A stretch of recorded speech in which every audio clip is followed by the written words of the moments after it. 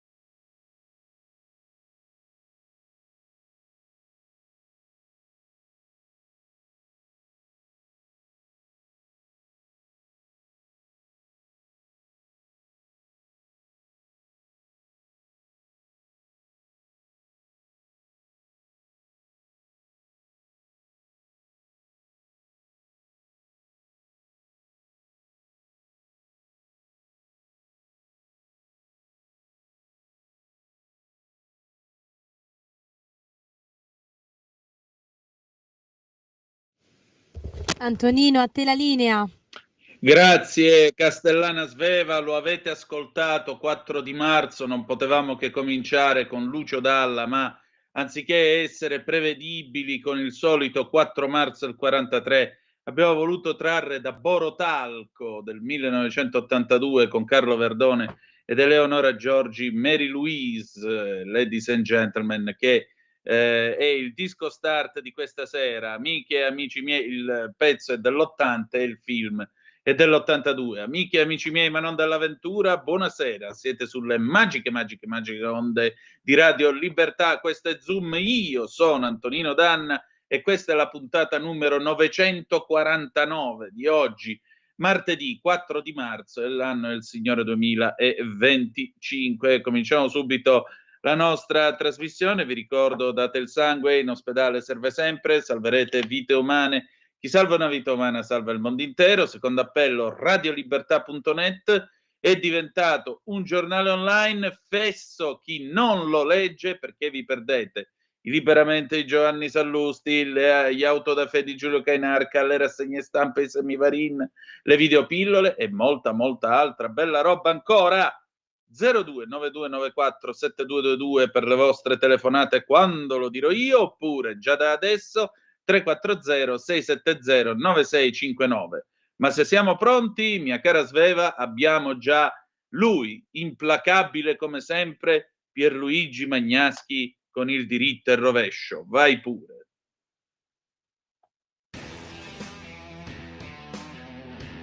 Se si possiede la forza per far valere le proprie convinzioni, essa va esibita oppure bisogna nasconderla? In questi ultimi 30 anni gli Stati Uniti, ma non i paesi totalitari con i quali gli USA si confrontavano, hanno preferito procedere cautamente per via diplomatica, sperando nel buon senso degli antagonisti. Prendiamo ad esempio il conflitto Hamas-Israele. Bisogna onestamente riconoscere che l'amministrazione Biden si è impegnata a più non posso con tutti i suoi mezzi per farlo cessare. Gli uomini di Biden hanno infatti tessuto rapporti diplomatici con qualsiasi paese, anche nemico, potesse contribuire a far cessare la guerra, ma non ha cavato un ragno da un buco. Entrando nella Casa Bianca, Trump invece ha subito adottato un altro sistema.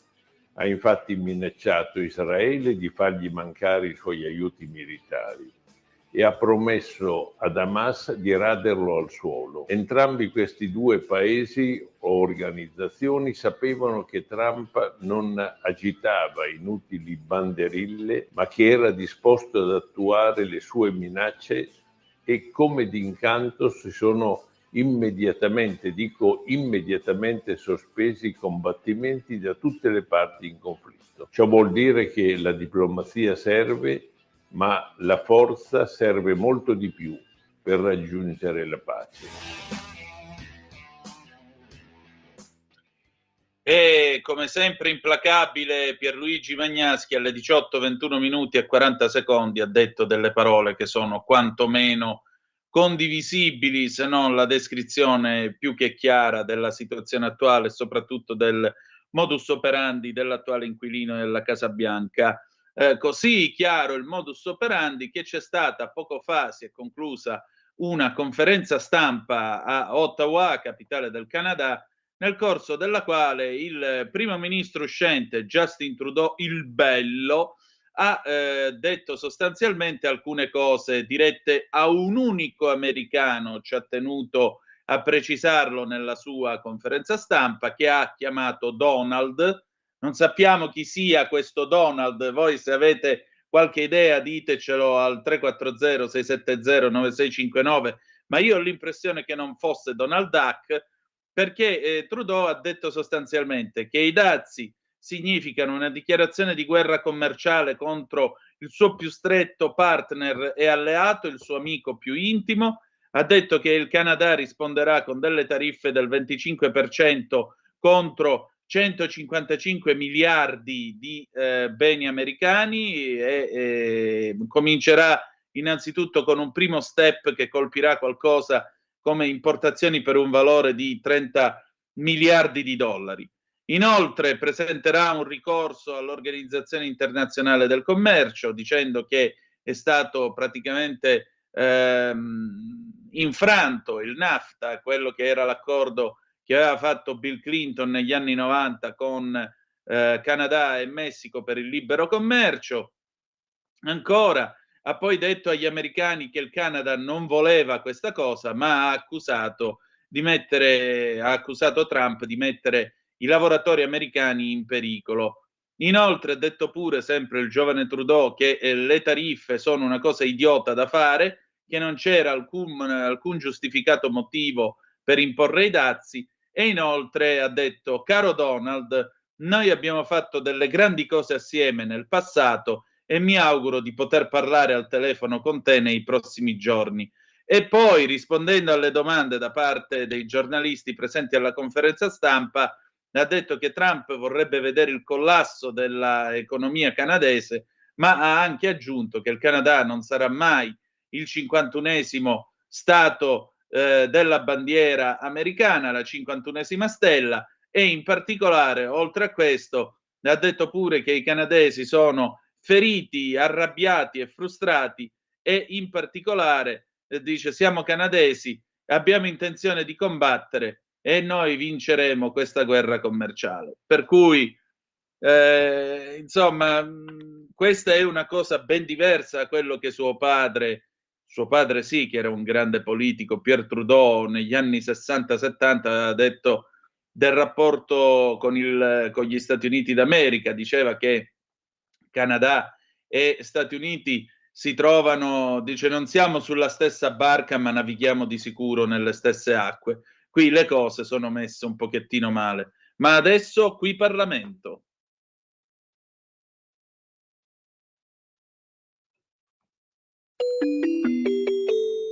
Qui Parlamento.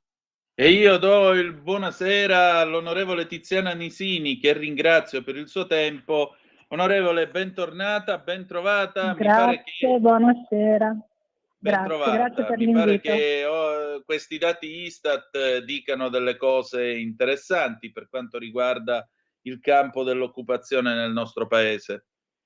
Sì, esatto, non possiamo che parlarne in positivo perché tutti i dati certificati dall'Istat che si riferiscono al mese di gennaio 2005 sono più che positivi. Continua a crescere l'occupazione e viene registrato nel mese di gennaio 2025 un più 0,6 con 145.000 lavoratori in più nel paese Italia, con un'occupazione che si attesta al 62,8%, quindi un record storico. E allo stesso tempo diminuisce con la stessa percentuale, un meno 0,6% la disoccupazione.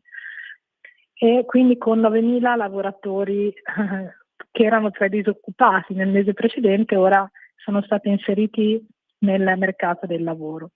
E il dato più importante è che se guardiamo il dato di oggi rispetto a un anno fa, i posti di lavoro sono aumentati di 513.000 unità.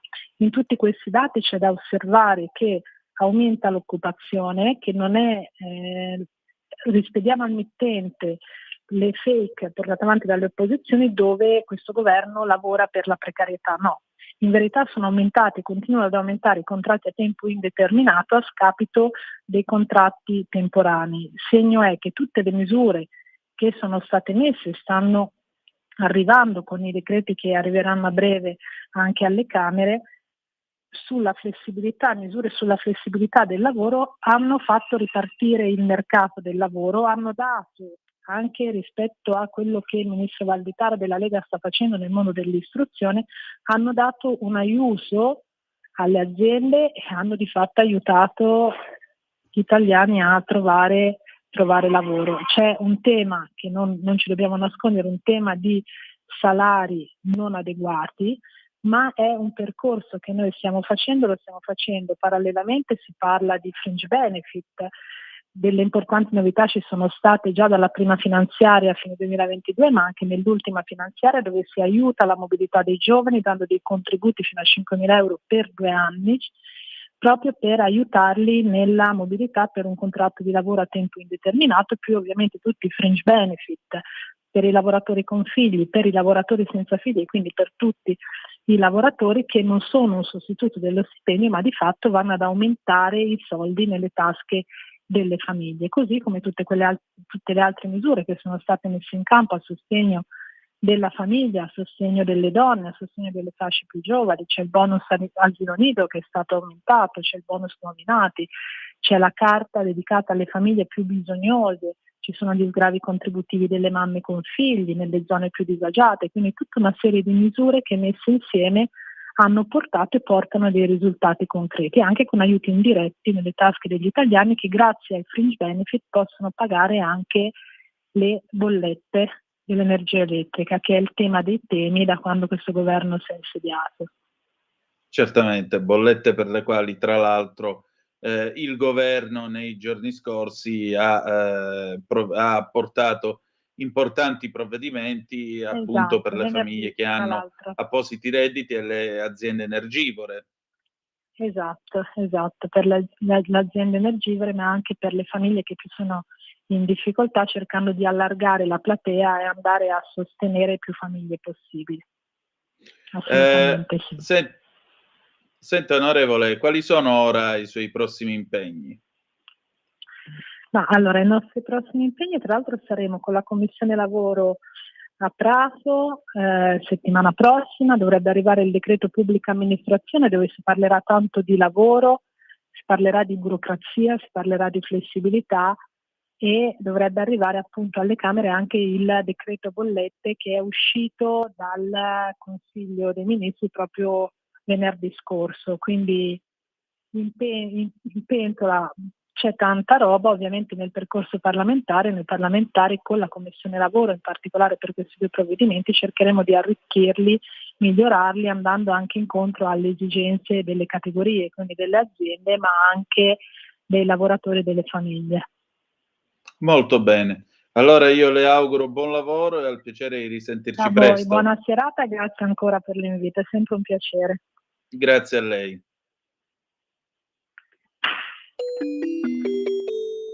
Qui Parlamento. E adesso un jingle e poi ci sentiamo i Creedence Revival, Fortunate Son del 69, a tra poco. La tua radio è ascoltabile anche con la televisione in digitale. Sul telecomando della televisione digitale o del tuo ricevitore digitale puoi scegliere se vedere la TV o ascoltare la radio. Risintonizza i canali radio e troverai anche Radio Libertà, canale 252.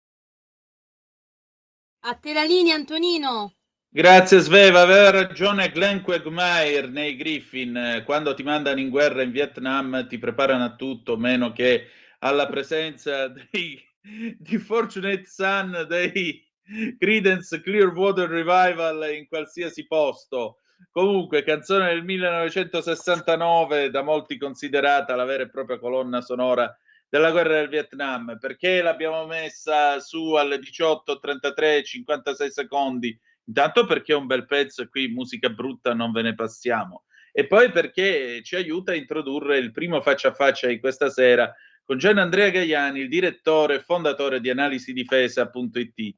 Eh già, perché in questo pomeriggio sono successe un po' di cosette e le cosette sono che sostanzialmente, come era anche abbastanza facile prevedere, Zelensky si è calato le brache, si è calato così tanto le brache da dire addirittura che lui non solo è pronto a una tregua nel caso in cui i russi smettessero di combattere per cielo e per mare, ma anche e soprattutto di essere pronto a firmare immediatamente l'accordo sulle terre rare con gli americani e a seguire la guida di Donald Trump verso la conclusione della pace con la Russia. Già che c'è, ora pochi minuti fa ha parlato anche il vicepresidente degli Stati Uniti d'America, J.D. Vance, ha detto ai giornalisti che sostanzialmente gli Stati Uniti d'America vogliono un qualche rimborso per l'incredibile investimento finanziario che hanno fatto in Ucraina, aggiungendo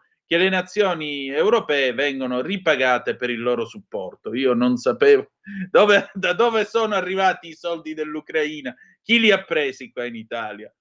E dice, beh, è davvero ridicolo, è francamente un insulto nei confronti degli americani il fatto che scusate un attimo, il fatto che gli europei stiano ottenendo un accordo migliore rispetto a quello americano, ha detto Vance. E riguardo alla domanda, ma tornerete a fornire armi all'Ucraina? Vance ha detto che quando Kiev comincerà a negoziare, qualunque opzione sarà sul tavolo.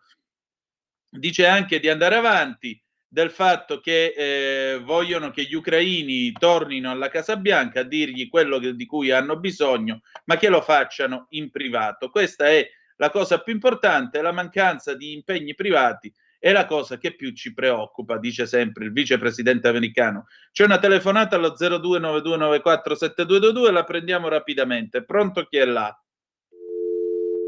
Non è più pronto. Benissimo, allora facciamo così. Sveva, se sei pronta tu, invece andiamo con il faccia a faccia con Gianandrea Gaiani, direttore e fondatore di analisidifesa.it. Sentite un po' lui che cosa ne pensa di questa situazione. Allora, questa sera io ho il piacere di ritrovare un amico, oltre che un valentissimo collega, è Gianandrea Gaiani, fondatore e direttore di analisidifesa.it e in particolare io questa sera lo voglio sfruculiare un po' su quello che sta succedendo, diciamo così, sulla questione ucraina. Intanto vorrei dirti questo, Gianandrea, per introdurre la nostra conversazione. Prima di tutto grazie come sempre del tuo tempo e della tua, grazie a te, della tua cortesia. Però io osservo questo. Allora, stamattina Trump ha sospeso l'invio di armi, immediatamente il governo ucraino ha fatto sapere di essere pronto a pagare, cioè a firmare l'accordo sulle terre rare praticamente da subito. L'altra cosa però è che c'è un'Europa che, sia pur consigliando a Zelensky di firmare l'accordo e di recuperare il rapporto con gli Stati Uniti d'America, dall'altro lato ora addirittura le ultime stime della baronessa von der Leyen dicono che l'Europa deve spendere la bellezza di 800 miliardi di euro per armarsi. Allora la domanda è, se vanno spesi tutti questi soldi in circa 10 anni, cioè praticamente noi che cosa abbiamo per combattere? Le fionde, i miniciccioli, e dureremmo in pratica un paio di giorni se la Russia decidesse di attaccare l'Europa. Come sono messe le nostre riserve? No, le nostre riserve non sono messe bene, quelle di munizioni in particolare, ma anche di molti armamenti, parlo di molti paesi europei, perché in questi 3 anni abbiamo rifornito, svuotando i nostri magazzini, abbiamo rifornito l'Ucraina. Uno sforzo che hanno fatto anche gli Stati Uniti. J.D. Vance alla conferenza di Monaco l'ha detto chiaramente: abbiamo svuotato i nostri magazzini per armare l'Ucraina però sta perdendo la guerra. questo dobbiamo fermare il conflitto, che dovrebbe essere un ragionamento ancora più valido per l'Europa, che pur spendendo molto di più della Russia per gli armamenti, però è chiaro, l'Europa, una trentina di nazioni, hanno anche dei costi che sono delle duplicazioni rispetto a quello che spende una Russia o gli Stati Uniti, che hanno un'organizzazione sola, no? Noi siamo 30 stati, però pur spendendo più quasi il triplo della Russia, ne ricaviamo una capacità bellica molto più limitata. Ma al di là di questo, prima di parlare di riarmo, dovremmo farci una domanda: perché dovremmo armarci in maniera massiccia? Perché dobbiamo continuare a sostenere l'Ucraina in guerra? Perché dobbiamo prepararci, come dicono alcuni, a essere invasi dai russi? Prima o poi, tra qualche anno, ci attaccherà a marciare fino a Lisbona? Allora, da queste domande si risponde di solito in ambito europeo con la propaganda. Sì, i russi sono una minaccia, se poi facciamo parlare i baltici, i polacchi, quelli hanno più di una storica per essere impauriti dai russi. In realtà quest'idea della von der Leyen di poter stanziare cifre importanti per il riarmo fuori dal conteggio del rapporto deficit-PIL, no? Le regole di Maastricht, che sono state applicate in maniera così dura in passato sia verso l'Italia, ma pensiamo verso la Grecia, e che queste regole possono essere oggi aggirate, cioè che si possa spendere in deficit per gli armamenti sì, ma non per la scuola, non per la sanità. Insomma, io credo che siano politiche europee che sono destinate a separare ulteriormente, no? I governi dell'Europa, il governo della UE, la Commissione UE dai popoli europei, anche perché francamente io non conosco nessuno che abbia paura di trovarsi domani i russi con un carro armato russo parcheggiato in giardino. Insomma, l'invasione russa, anche perché, e lasciami concludere con questa affermazione, la NATO, la UE in questi anni ci hanno detto che i russi combattevano con le vanghe, che hanno perso 1 milione di soldati, che sono alla canna del gas, che non hanno più mezzi per cui usano i cavalli per trainare i carri, e poi mi dicono che sono pronti a marciare su Lisbona. Allora decidiamoci: o se i russi hanno avuto 1 milione di morti e feriti, per 30 anni non potranno fare altre guerre. Se i russi sono alla canna del gas non saranno una minaccia. Se invece abbiamo raccontato per 3 anni un sacco di baggianate propagandistiche e i russi stanno vincendo la guerra, allora possiamo sostenere che potrebbero rappresentare una minaccia. Io credo che la soluzione di Trump, sai, io non sono certo un filo americano, no, dopo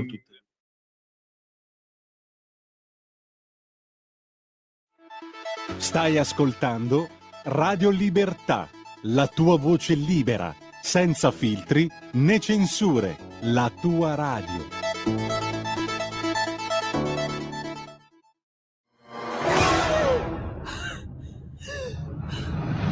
Pensa a respirare. Ora abbandonati. Che cosa vedi? Luce, oscurità, l'equilibrio. È tanto più grande. È stato un risveglio. Hai sentito? Conosco una sola verità.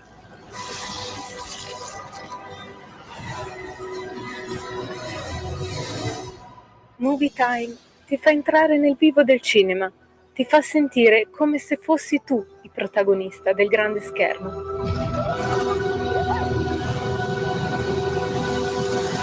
Ogni sabato dalle ore 16. Che era la Maginot, solo che i Panzer di Hitler hanno dimostrato il contrario.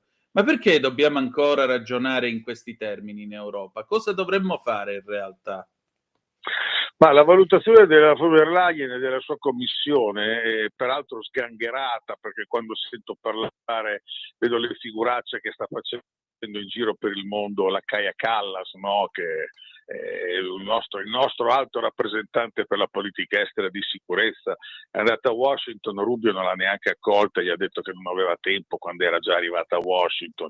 Anche la stampa internazionale, leggo la stampa cinese, la trattano come una ragazzina che spara sciocchezze. Insomma, c'è una commissione von der Leyen che fa una valutazione, cioè che l'Ucraina dovrà essere armata e potenziata e rafforzata perché sarà il baluardo che difenderà l'Europa.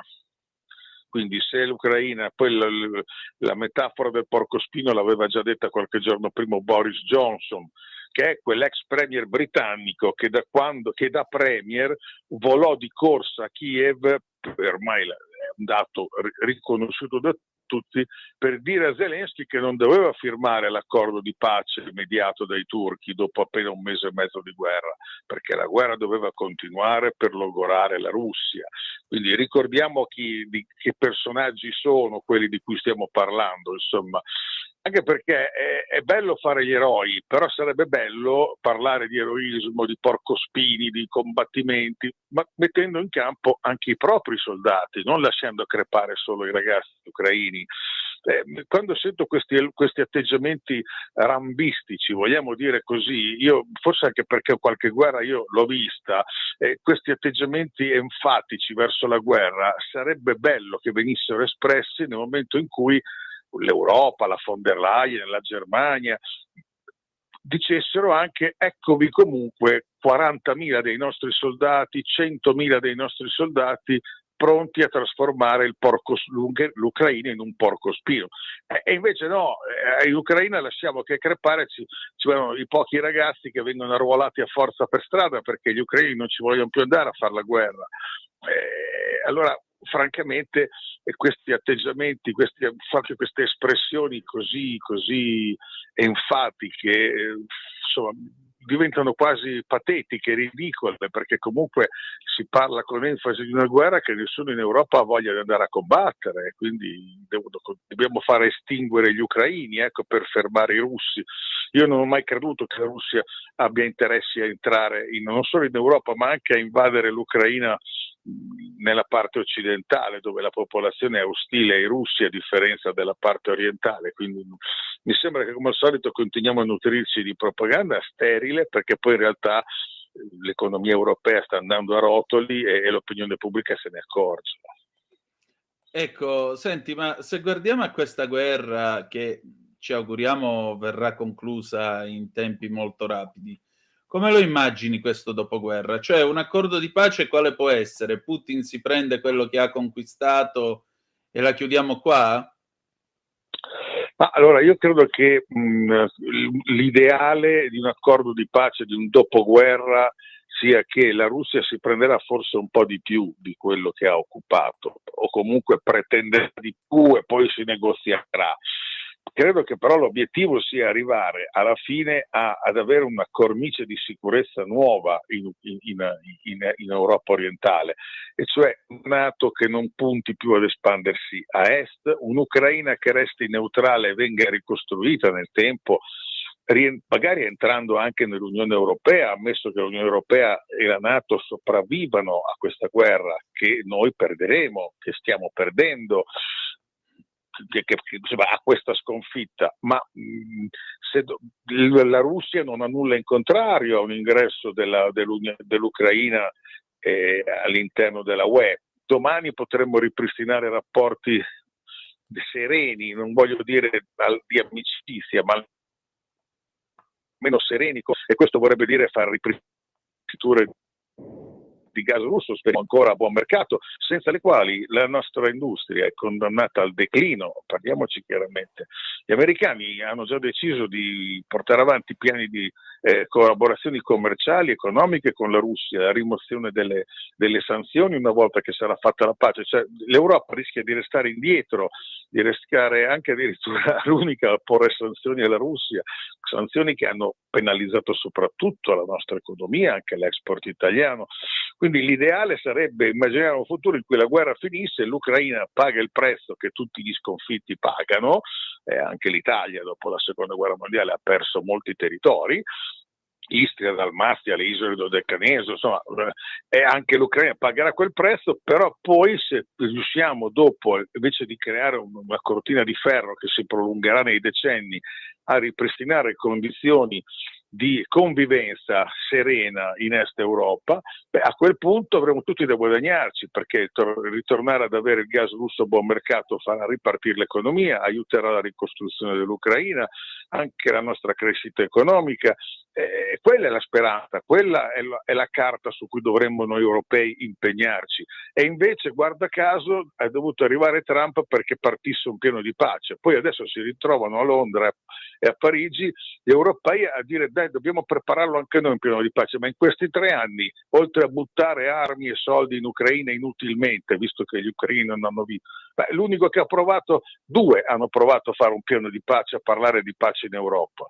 Il Papa, e si è visto insultare dagli ucraini che gli hanno accusato di essere filorusso, e più recentemente Viktor Orban, che è stato ostracizzato da tutti i paesi europei perché ha cercato di portare avanti un piano di pace. L'Europa cosa ha fatto? Era favorevole a una guerra che stavamo perdendo, che ci stava distruggendo economicamente. Allora qui il problema da porsi seriamente è quello della qualità dei leader che guidano oggi l'Europa e soprattutto di quelli che guidano l'Unione Europea, perché sono loro i responsabili dell'affossamento dell'Europa economico, politico e militare, e non è possibile che siano loro oggi a volerci dettare le ricette per uscire da una crisi che loro hanno provocato. Sicuramente. E senti, tu dicevi la NATO se sopravviverà, ma ha ancora senso allora la NATO in questo caso? Oppure ha senso discutere di esercito europeo? Ma allora, la NATO non aveva più senso nel momento in cui era venuto meno il blocco sovietico e il patto di Varsavia. Il problema qual è? Che se sciogli la NATO, che tipo di organizzazione di sicurezza ti ritrovi al suo posto? Nessuna. La NATO fino a ieri è stata uno strumento in mano agli anglo-americani, soprattutto agli americani, ma non dimentichiamoci i britannici che sono i secondi azionisti della NATO. Ma oggi si rivela nella sua inutilità. Facciamoci caso che in questi giorni c'è molto scoramento negli ambienti UE e NATO, perché al vertice di Londra si è parlato di aiutare l'Ucraina con una coalition of the willings, cioè una coalizione di volenterosi, di paesi pronti a scendere in campo per aiutare militarmente l'Ucraina. Quindi britannici e francesi non guardano più né alla NATO né tantomeno all'Unione Europea, di fatto mettendole in cantina, cercando nuove coalizioni tra paesi che si possono unire. Questo conferma la crisi profonda in cui si muove la NATO, in cui si muove anche l'Unione Europea, che peraltro continua a parlare da decenni ormai inutilmente di una cosa che non è possibile realizzare, queste forze armate europee. Non siamo uno Stato, l'Unione Europea è composta da nazioni sovrane che hanno già ceduto, a mio parere, fin troppa sovranità in tanti campi all'Unione Europea. E certo non penso che cederanno in futuro la sovranità sulle proprie forze armate, quindi quello che noi possiamo ragionevolmente fare è far lavorare insieme le nostre industrie della difesa, decidere di sviluppare prodotti militari, un tipo di nave che comperiamo tutti o che compreranno molti paesi europei, un tipo di aereo o di missile, cosa che peraltro si sta già facendo da un po' di tempo. Certo. Ma parlare di una difesa europea tutti uniti, noi non siamo una federazione di stati, e in più ricordiamocelo, gli interessi di molti paesi europei non coincidono con quelli di altri paesi europei. La guerra in Libia l'hanno voluta gli americani, i britannici e i francesi per fare le scarpe a noi italiani. Chi è che lo comanda un esercito europeo? Insomma, continuiamo a parlare di aria fritta, quando invece la realtà che ci sta esplodendo in faccia ci dovrebbe imporre valutazioni diverse. Io credo che oggi noi dobbiamo lavorare per creare in Europa l'assenza di conflittualità, ripristinare le relazioni con i russi, la garanzia di sicurezza reciproche, certo potenziare le nostre forze armate per essere in grado di difenderci, per rappresentare un deterrente, ma senza dover per forza adombrare la minaccia di qualcuno che ci deve invadere, anche perché non mi pare che ci sia, non so se tu quando ti capita di parlare con amici e parenti hai mai sentito qualcuno che ti dicesse oh non riesco a dormire la notte perché temo domattina di essere invaso dai russi. No, la gente ha altre idee. Sì, anche quando parli di invasione, diciamo che la mente va a popolazioni diverse dai russi, e anche nella percezione, no, che abbiamo a casa nostra in Europa, magari molti pensano a un'invasione di migranti irregolari, ma la percezione di una minaccia russa ce l'ha solo la signora Sturtruppen, la signora von der Leyen, insomma, sì. E avrà i suoi interessi ad averceli, però credo che questo sia pericoloso perché sta creando un distacco sempre maggiore tra i popoli europei e le nomenclature europee, e in un momento in cui tu vedi cosa succede in Romania, la democrazia calpestata, vedi che in Germania si vota e il partito cacciato dal governo, l'SPD tornerà al governo con la CDU, tutto questo perché non bisogna avere AfD, cioè, insomma ci sono in Francia abbiamo governi di minoranza tenuti da un presidente ormai che nessuno voterebbe più, insomma io vedo una fragilità anche delle strutture politiche di governo, di governance europee in molti paesi europei, per fortuna non dell'Italia, che in questo contesto di repentini cambiamenti, poi sentiremo cosa avrà da dire stanotte Trump, perché stanotte Trump farà un discorso e vedremo di cosa parlerà e che novità ci racconterà. Però in questo contesto di repentini cambiamenti mi pare che l'Europa stia tirando, non dico stia tirando gli ultimi, però comunque arranca faticosamente senza avere una meta, e certo non una meta perseguita da tutti insieme. Ecco.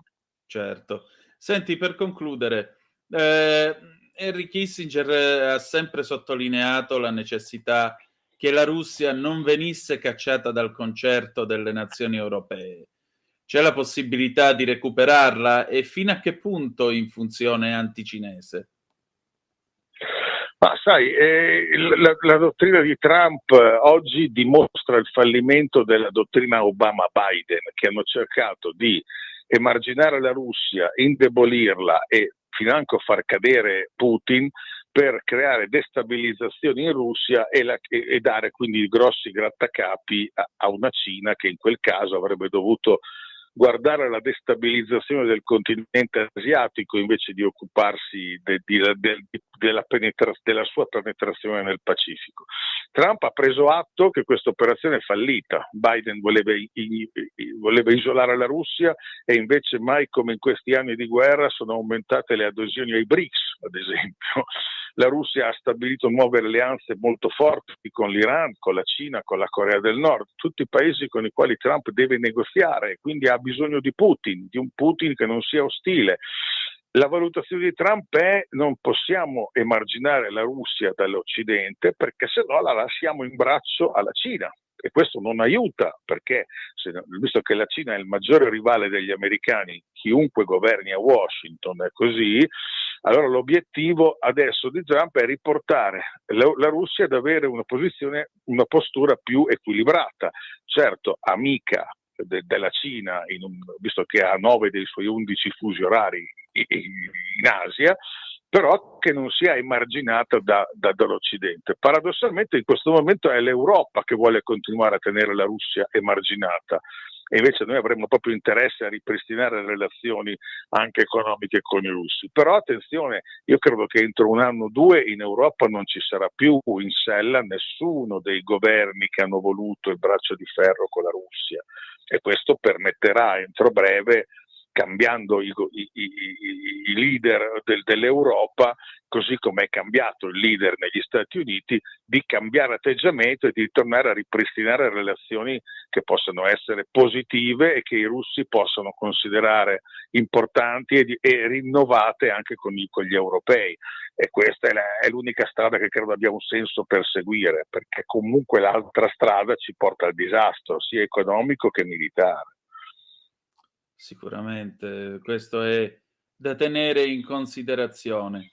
Gianandrea, per finire, secondo te in quanto tempo riusciremo ad avere almeno un cessate il fuoco? Il cessate il fuoco non ci sarà perché nessuna tregua, i russi non accetterebbero mai una tregua, un cessate il fuoco temporaneo, perché significherebbe dare tempo agli ucraini per riorganizzarsi. Gli ucraini sono in difficoltà e i russi stanno cercando di spingere.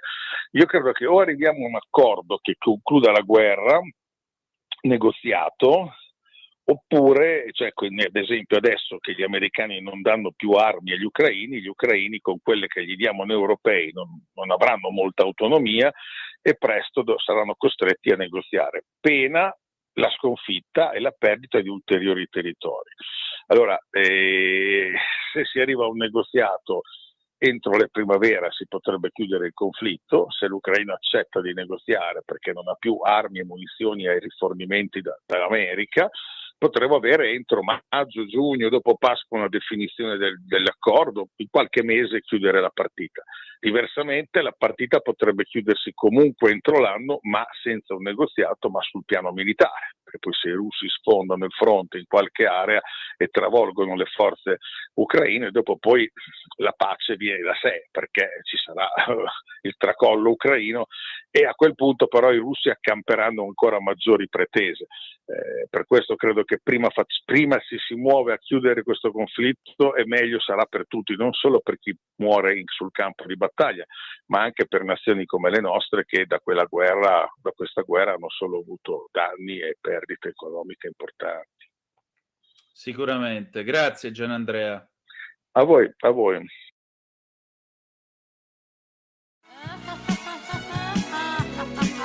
Pesca dalla rete, le interviste di Luisella Pescatori, detta La Pesca, con le freelance di Rete al Femminile, le voci fiere di una nuova prospettiva, ovvero segreti e consigli del lavoro autonomo declinato al femminile. Ogni mercoledì alle 15:30 su Radio Libertà, la tua radio.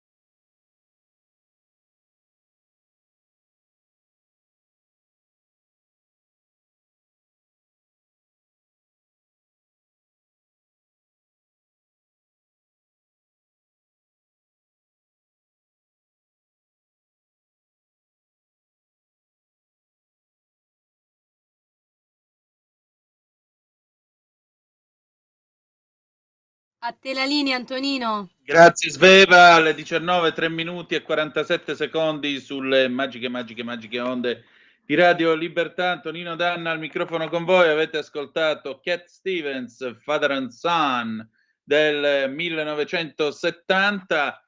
Intanto vi do qualche aggiornamento, qualche ulteriore notizia. Nelle borse, grazie ai dazi di Trump, hanno bruciato 367 miliardi.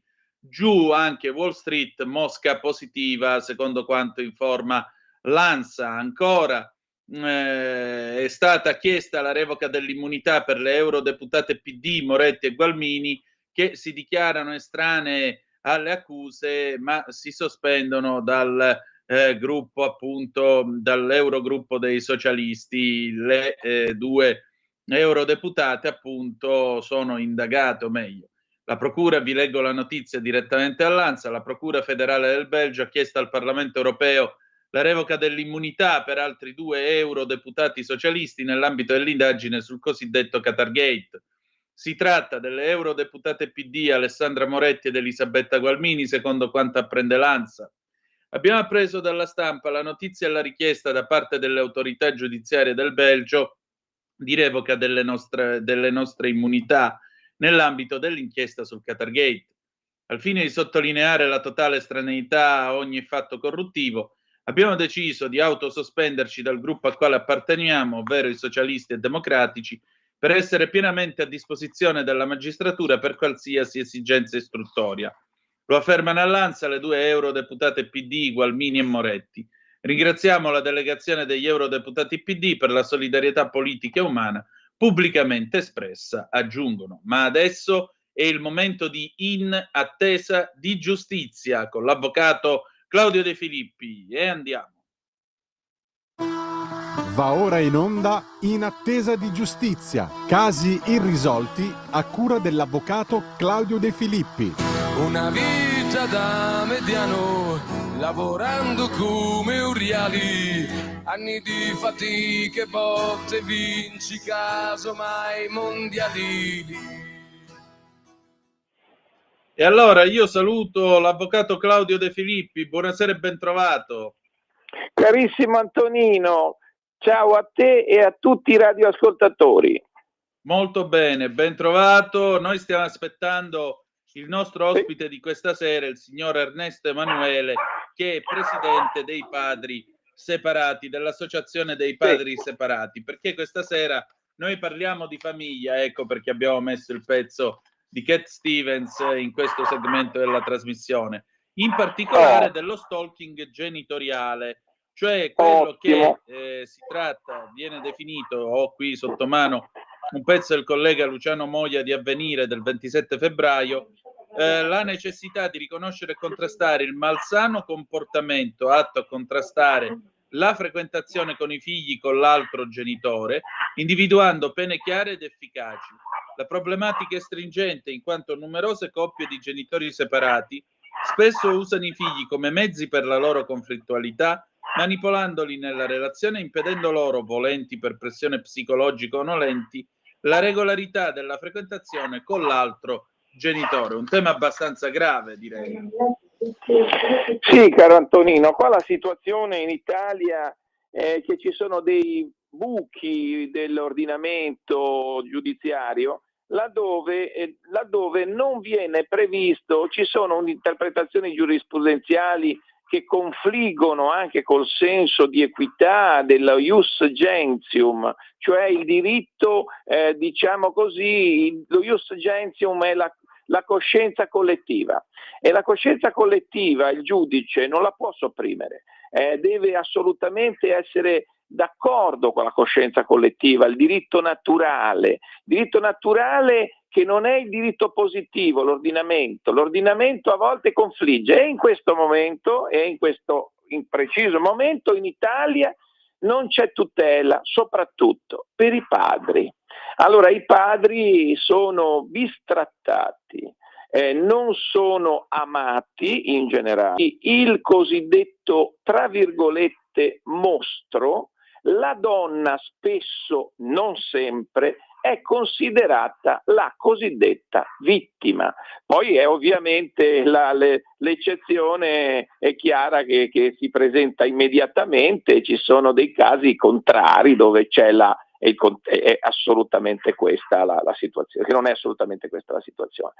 Allora, proprio per questo motivo io sono stato colpito in questa settimana da più notizie. Chiudi la porta, per favore. La prima notizia riguarda sempre le tasse. Tu sai, Antonino, che noi siamo molto affezionati a questo argomento e quindi la rottamazione quinquies, eccetera, eccetera. La seconda notizia che mi ha colpito è questa iniziativa del presidente Emanuele, che è il presidente appunto a Milano, dei padri dell'associazione Padri Separati, che ha fatto questa iniziativa, non da solo.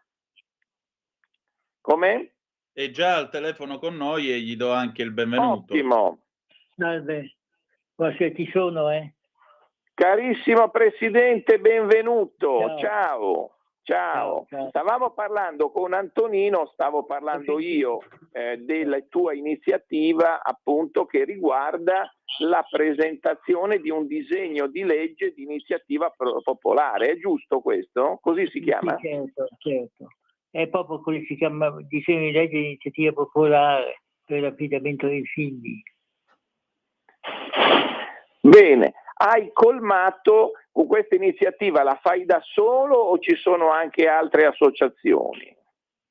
Ci sono tutte le associazioni principali, cioè tutte le associazioni che sono vere associazioni, perché molte associazioni sono così solamente una sigla, lui, una persona con la compagna e il fratello della compagna, insomma.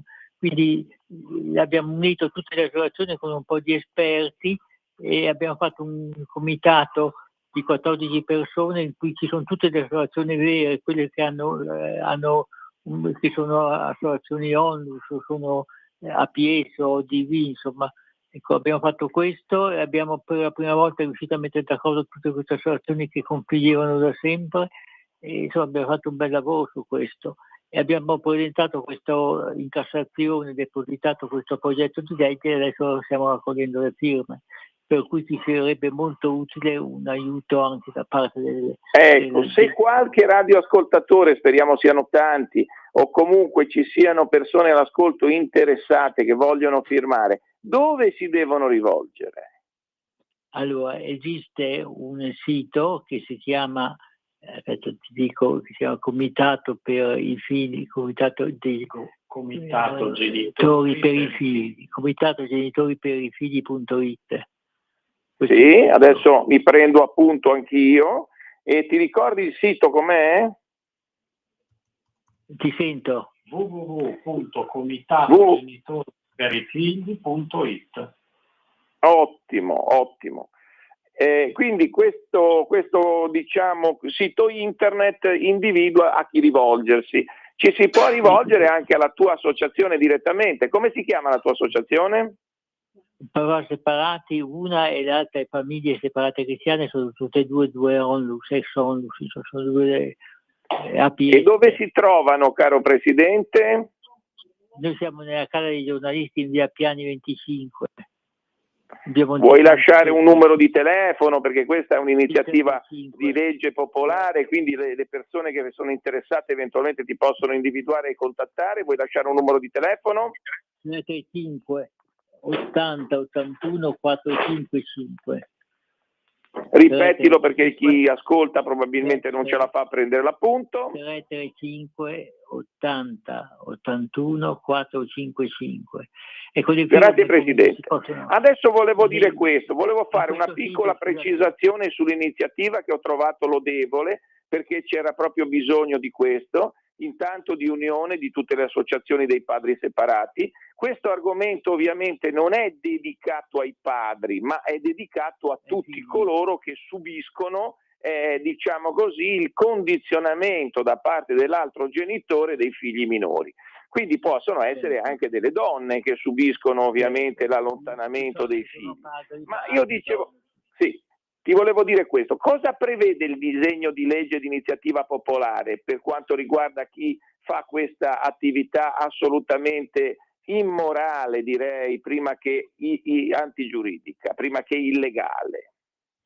prevede che un intervento con pene abbastanza forti e soprattutto di togliere a queste persone la potestà genitoriale. Un genitore che va a farsi accusare all'alto di violenza o di maltrattamenti o di addirittura violenza sessuale sui figli anche. Ecco, uno che va a queste false accuse deve essere assolutamente punito a parte i danni di legge, eccetera, deve essere punito con togliere la potestà genitoriale subito. E invece la potestà genitoriale viene tolta con dei ritardi pazzeschi, se viene tolta, e non sempre viene tolta. Per cui questo è un momento anche di riflessione per quello che riguarda l'attività dei tribunali. L'hai deciso con gli altri tuoi associati di chiamare non alienazione genitoriale, che è un termine contestato, la giurisprudenza, sappiamo Richard Gardner, psichiatra degli anni '80 americano, ma il termine che è stato utilizzato è non alienazione, abbiamo detto, ma avete utilizzato stalking genitoriale, è giusto? Certo, stalking genitoriale.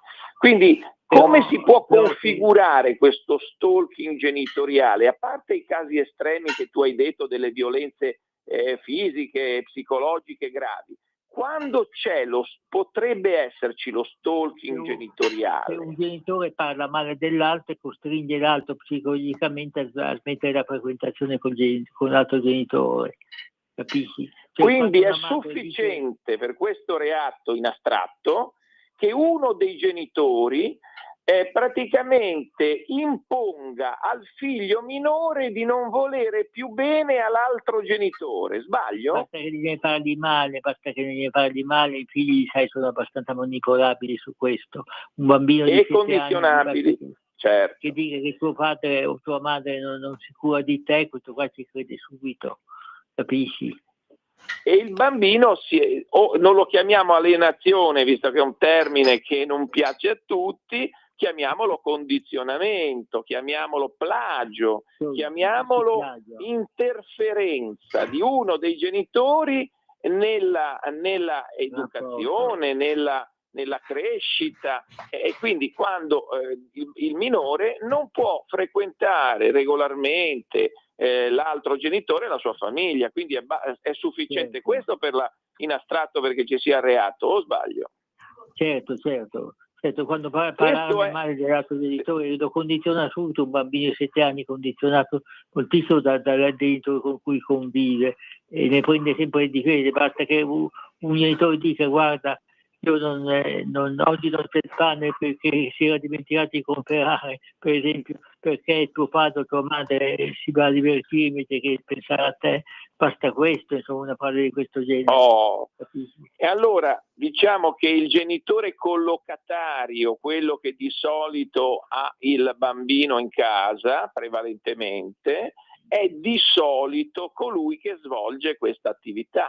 Ecco, ma noi pensiamo che non ci debba essere più genitore collocatario, che è un termine non giuridico che è stato introdotto dopo la legge 54 del 2006. Noi pensiamo che non ci debba essere un genitore che è più genitore dell'altro, quindi anche il discorso della residenza, ci vogliono 2 residenze. La proposta di legge considera di mettere un domicilio, cioè un bambino è residente presso un genitore ma domiciliato anche presso l'altro. Ma questo è un escamotage per non buttare all'aria tutto il sistema nostro, diciamo, di anagrafe. Però noi pensiamo che nel lungo periodo, nel medio periodo, si debba pensare a 2 residenze come era in Francia, insomma. Tu praticamente stai dicendo che il principio della bigenitorialità deve essere applicato effettivamente senza eccezioni, a meno che non ci siano dei gravi motivi quali uno dei 2 violento, uno dei 2 con problemi psichiatrici, eccetera, eccetera, giusto? Però bisogna stare attenti, insomma, anche a queste accuse che sono spesso false. E poi c'è tutta sistema per cui se un funzionario pubblico dice che l'80%, 90% delle accuse sono false, di percosse, di minacce, eccetera, viene subito allontanato dai pubblici uffici, come un prefetto che era, mi sembra Padova o Treviso, che ha detto questo e è stato subito allontanato, perché c'è una grossa violenza che fanno le donne, cioè sono riuscite a cambiare questo discorso della sindrome dell'alienazione genitoriale, a confondere l'alienazione, che è sempre alienazione, stalking, eccetera, che c'è e che anche verso qualche donna che non è affidataria. Ecco, quindi contro questa alienazione, andando contro Garner, che era uno che ne aveva parlato, che aveva chiamata sindrome di alienazione, per questo motivo adesso è stato tolto. Non si può più parlare di alienazione, addirittura è stato fatto un convegno a Palazzo Reale in cui il titolo parlava di alienazione e il comune gli ha chiesto di togliere questa parola di alienazione. Sì, ma a parte questa polemica sull'alienazione che appare strumentale ai fini di chi voglia difendere probabilmente sempre e comunque una delle due parti, che hai già detto chi, praticamente la situazione, le donne, praticamente la questione è questa: i condizionamenti dei minori ci sono e come? La mia domanda è: ma quando un minore viene condizionato da tutta la vita da una madre o da un padre, subisce delle conseguenze gravi o non subisce nulla, caro Presidente? Si parla anche del DNA, si parla addirittura che questo bambino sarà sempre un bambino che non felice e soprattutto malaticcio, eccetera. La mancanza di un genitore, i genitori, la famiglia è una cosa assolutamente necessaria, i figli hanno bisogno di un padre e di una madre, di vederli che uno non parli male dell'altro, di questo hanno bisogno i figli, di vivere in un sistema tranquillo, non che un genitore parla male dell'altro, dice quando vai da tuo padre, per esempio guarda la violenza che stanno facendo, hai visto gli spot Esselunga? Prima c'era questa madre un po' malevola che quando il padre andava a prendere il figlio guardava sempre storto e non era tanto sicura di questa padre, il figlio che andava col padre. Il figlio appena vedeva il padre si buttava nelle sue braccia, ma non è piaciuto. Poi c'era stato un altro spot in cui c'era la madre, il padre che guidava, poi l'hanno fatto togliere, hanno messo una madre che guidava l'auto, perché insomma tu ritieni, caro Presidente, che la cultura dominante oggi imponga in qualche modo una versione ufficiale, o sbaglio? Certo, io mi sono letto quest'estate Engels e Engels dice proprio che il padre è sempre violentatore, che in famiglia il padre, anche se non è violentatore, è potenzialmente violentatore, e quindi su questa base si basa tutte le nostre sentenze, per cui la legge sul codice rosso. Il codice rosso è assolutamente anticostituzionale, prima o poi faremo questa andarci contro a questa legge, avremmo bisogno di un bel ricorso fatto da un buon avvocato, no? Capisci? Ma caro Presidente, il codice rosso non è fatto per le donne, ma è fatto per chi subisce lo stalking, i maltrattamenti in famiglia, siano essi uomini, siano essi donne. L'interpretazione che ne fanno i tribunali invece sembra che il codice rosso sia riservato alle donne, e questo assolutamente è contro la legge, perché il codice rosso non parla di una vittima donna per forza, ma una vittima punto, e poi per il principio ovviamente di eguaglianza dell'articolo 3 e dell'articolo 24, cioè della Costituzione. Quindi io dico, la domanda che ti faccio: secondo te, dalla tua esperienza dei tuoi clienti padri separati, cosa hai potuto verificare sull'applicazione dei tribunali italiani, nello specifico a Milano, della legge per quanto riguarda il principio di bigenitorialità? Non se ne parla proprio, qua c'è un genitore che è più genitore dell'altro che la madre, si comincia a dire che un padre, per esempio, durante i primi 3 anni il figlio non può dormire dal padre, ma aveva tanti bambini che dormono dal padre. C'è uno sketch molto bello, che c'è un bambino ai giardini pubblici con un bambolotto e lo curava molto, e c'è stata una persona che è intervenuta e ha detto: ma cosa sei, una bambina che tu fai queste cose? E lui dice: no, io sono il suo papà di questo bambolotto qua, capisci? Cioè c'è questa cultura per cui un uomo non può soprattutto dialogare con i figli. Siamo in una cultura che privilegi che avversa il patriarcato, però sembra di essere entrati nel cosiddetto matriarcato. Ma io parlo anche più che matriarcato, possiamo parlare anche di un'altra parola che è un po' più grave, quello di gineceo, proprio un posto dove le donne dominano assolutamente. Insomma, qua siamo sempre a Orwell, c'è uno che deve essere più genitore dell'altro.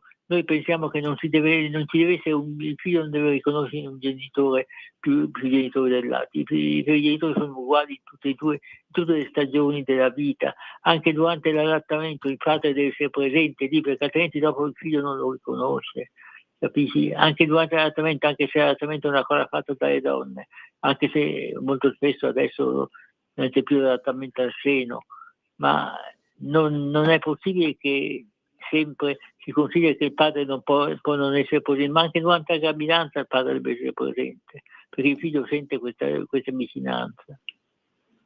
Caro professore, nella vostra associazione ci sono anche psichiatri, psicologi, ci sono figure che vanno a valorizzare anche quindi essendo una materia multidisciplinare, quindi necessitando di avvocati, di psicologi, di psichiatri, di neuropsichiatri infantili. Voi avete a disposizione queste figure che possono aiutare i vostri assistiti, i vostri clienti, i vostri adepti? Ne stiamo raccogliendo, abbiamo fatto un codice etico per cui per esempio un avvocato non può difendere una madre che cerca di non far vedere il figlio al padre, che è un reato, capisci? Perché spesso le accuse, tu dici, spesso, non sempre, sono accuse infondate, quindi l'avvocato che si trova a capire che le accuse sono infondate dovrebbe immediatamente dismettere il mandato. Ecco, ma noi l'abbiamo proposto a questa modifica nel codice, di metterlo anche nel codice etico dell'ordine degli avvocati, ma non ci hanno sentito proprio. Non ci hanno sentito perché l'avvocato per l'articolo 50 del codice deontologico deve dire sempre la verità.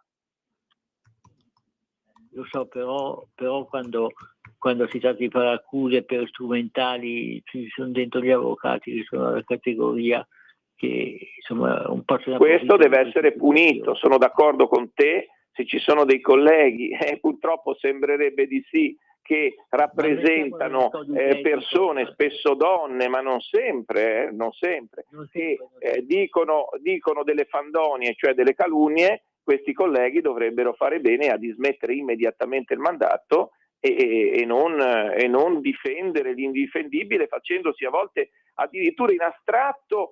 Potrebbe esserci il reato di favoreggiamento, perché uno che aiuta qualcun altro a compiere un reato potrebbe essere anche lo stesso avvocato che compie a sua volta un altro tipo di reato. In astratto ovviamente si parla sempre di queste cose. Che è abbastanza sintomatico che l'ordine degli avvocati non abbia voluto mettere questa clausola nel codice etico.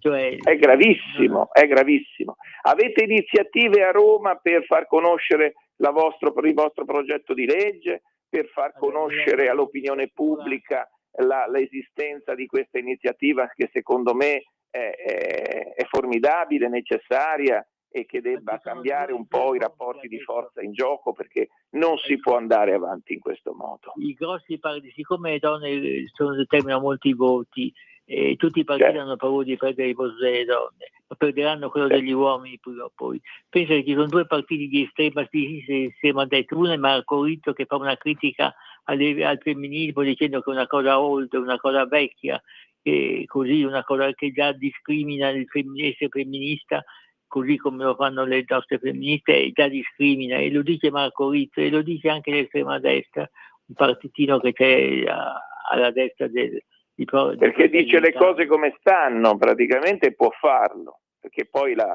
politica dovrebbe perdere l'ipocrisia e dire in faccia le cose come stanno a tutti. Probabilmente perderebbe consenso, ma almeno sarebbe più vera.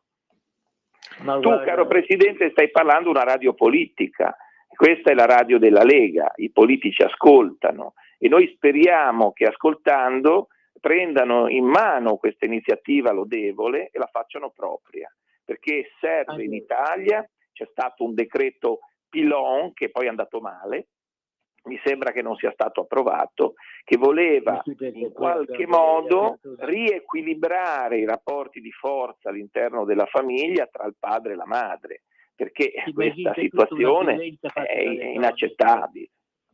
Sì, ma poi ci sono questi media che non parlano mai contro le donne. Per esempio, il Corriere della Sera, c'è stato un caso di una casa per bambini, tipo asilo, tipo diciamo orfanotrofio, insomma, che a Busto Arsizio l'ha riportato a Repubblica che di Roma, e il Corriere della Sera ha taciuto su questo posto dove i bambini venivano messi nello scantinato, neanche gli davano da mangiare, 17 bambini. Però hanno dovuto tacitare tutto. Tu pensa che se un padre si suicida nessun giornale parla del suicidio dei padri. I padri sono violenti, quando la violenza dei padri non è solamente verso le donne, ma anche verso se stessi, ed è molto forte questa violenza verso se stessi. Abbiamo tantissimi. Quindi tu, cara Presidente, stai dicendo che la parte forte tra l'uomo e la donna nella separazione è l'uomo. È la donna. La parte forte è la donna. Scusami, la parte forte è la donna e l'uomo, volevo dire, e l'uomo è la parte fragile, è la parte che rischia, perché intanto l'uomo non può dimostrarsi mai debole, però perdendo i figli, l'affetto dei figli, la vicinanza dei figli, l'amore dei figli, si trova in una situazione psicologica difficile e quindi diventa la parte fragile. Di padre, ma pare che ci sia una velina fatta dalla Murgia che dice che non bisogna, i giornali non devono parlare di suicidi dei padri, capisci? Perché anche questa è violenza verso se stessi del padre, ma è sono molto di gran lunga maggiori. Tra l'altro le statistiche europee, io voglio dire, quando noi vediamo un femminicidio, termine inventato dalle donne, ma comunque femminicidio, dobbiamo dire che in realtà sono molto meno di quelli che dicono, perché non sono tutti,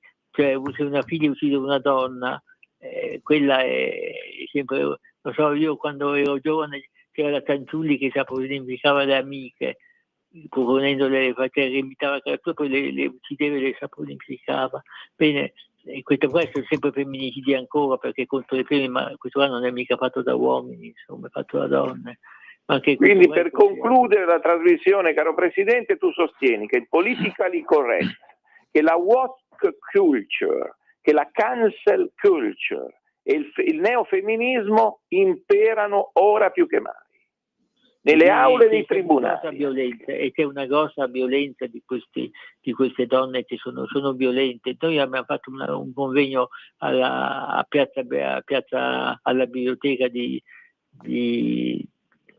Piazza Abbiategrasso, e c'erano accanto lì le donne che insegnavano come si colpivano le parti basse se una donna veniva aggredita. Comunque una violenza pazzesca. Tu pensa che quando la Finocchiaro ha detto che gli uomini sono tutti pezzi di merda, nessuno ha reagito, mentre se noi diciamo che tutte le donne sono pezzi di merda, si verrebbero subito eliminati. Ovviamente tu lo stai dicendo per scherzo, per dire, tanto per dire.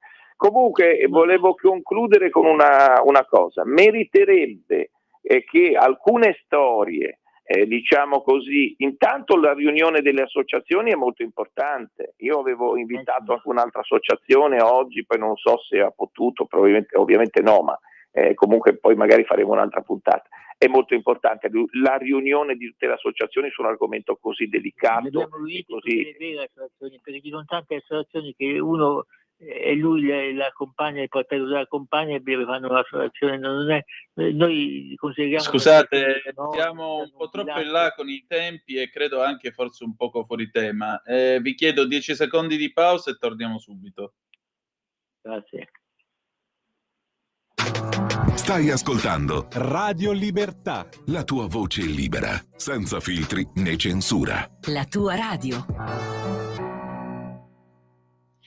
Allora, rieccoci, le 19:32, 52 secondi. In sostanza, questa proposta di legge, quante firme ha raccolto finora? Quando avete cominciato a raccoglierle? Abbiamo incominciato, noi abbiamo depositato il 3, però è andata sulla Gazzetta Ufficiale qualche giorno dopo, quindi una quindicina di giorni fa abbiamo incominciato. ci stiamo organizzando per raccoglierle prima, perché c'è tutta un'organizzazione sul territorio che dobbiamo creare.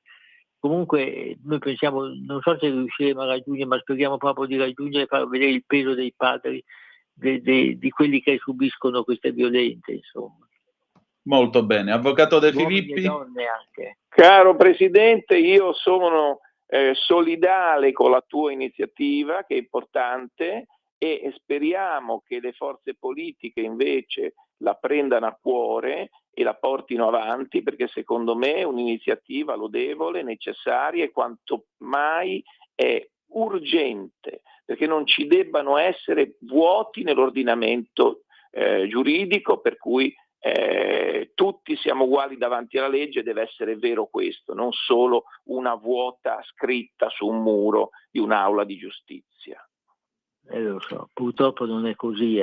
Tu pensi a quante archiviazioni, le archiviazioni dei padri che denunciano una violenza fisica, si sono tutte archiviate in alcune procure, mentre se una donna denuncia immediatamente scatta il codice rosso per loro, insomma. Tu pensi che quando uno Caro Presidente, non so se Antonino è d'accordo, potremmo rinvitarlo con altre associazioni per parlare di questo e altri temi. Va bene, d'accordo. Grazie Allora, mille. grazie a entrambi e al piacere di risentirci presto. Salve. Grazie. Sveva, allora adesso abbiamo Lucio Corsi con Volevo essere un duro, vai pure.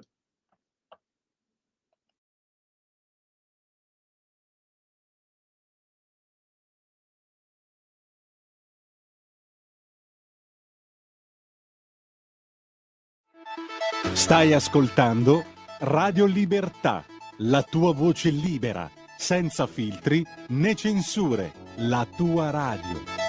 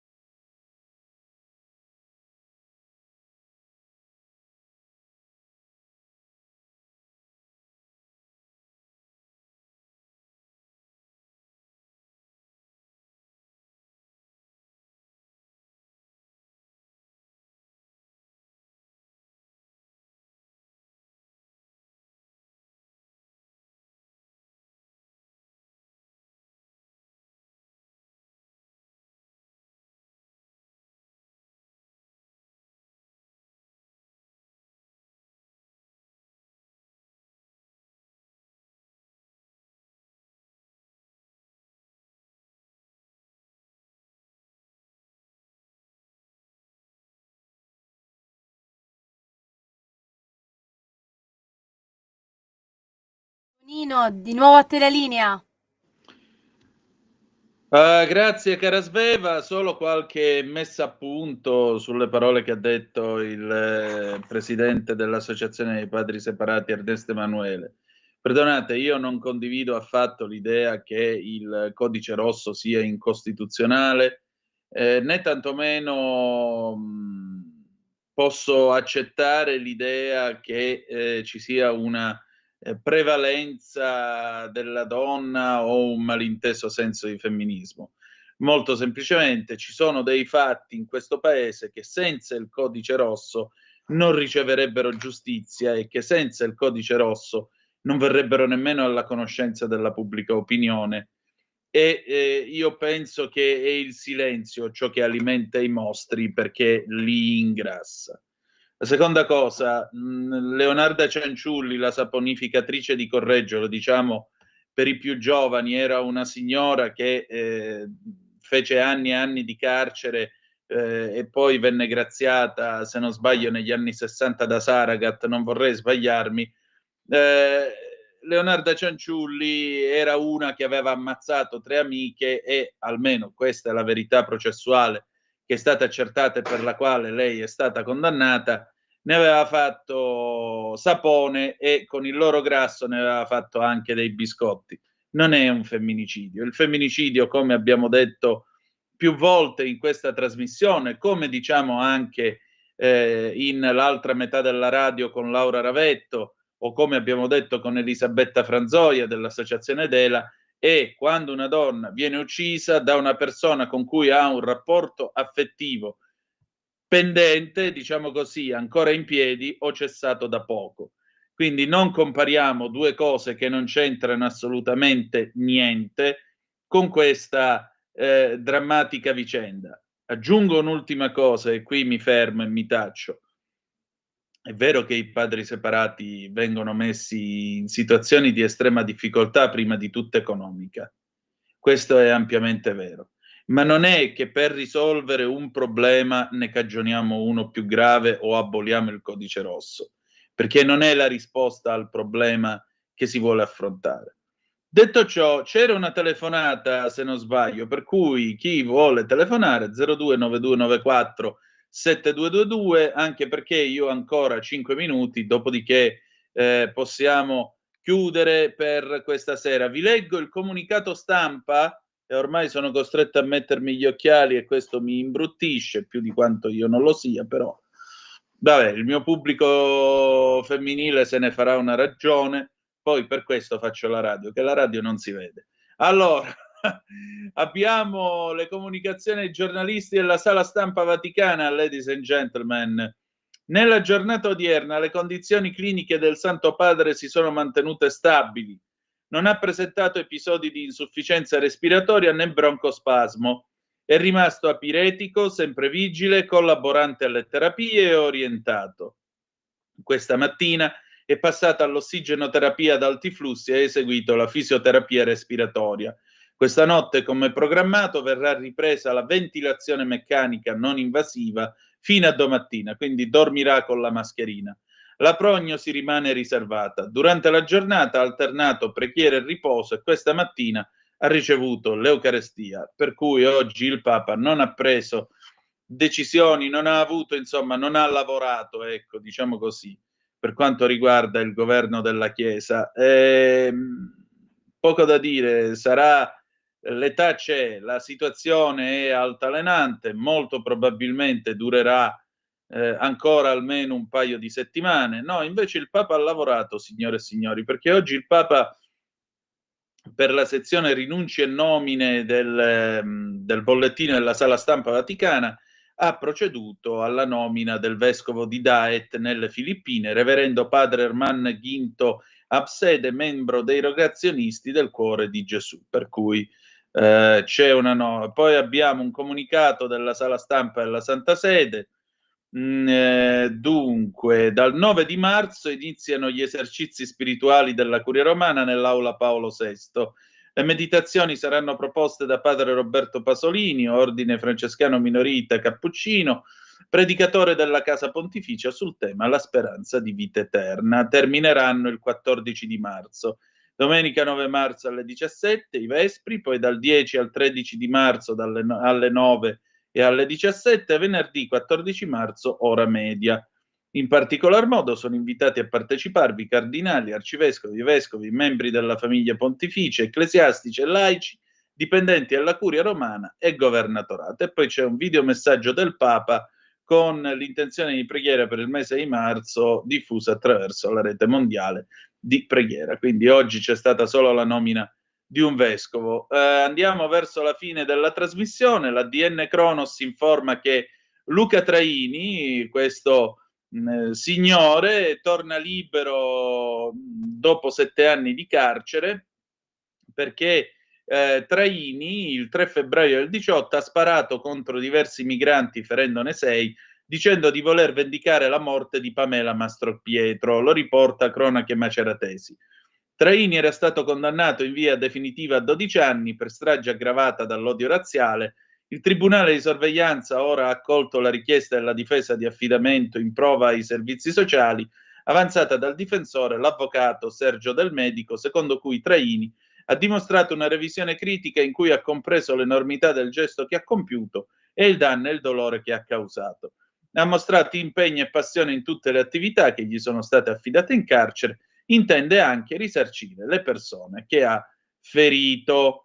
Naturalmente, siccome Facebook non manca di essere lo sfogatoio del meglio del peggio di tanti nostri concittadini, c'è qualche fenomeno che sotto la notizia ha commentato dicendo che è un piacere riaverlo tra noi perché è un vero patriota. Come vedete, questo lo lascio alla vostra valutazione, perché c'è gente che è convinta che andare in giro a fare il giustiziere della notte sia essere patrioti. Vabbè.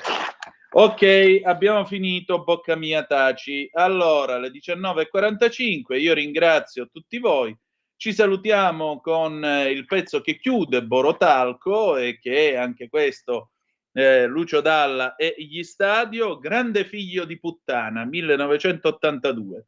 Grazie per essere stati con noi e ricordate che the best is yet to come. Appuntamento domani 18:05 trattabili sulle magiche onde di Radio Libertà. Vi ha parlato Antonino Danna. Buonasera.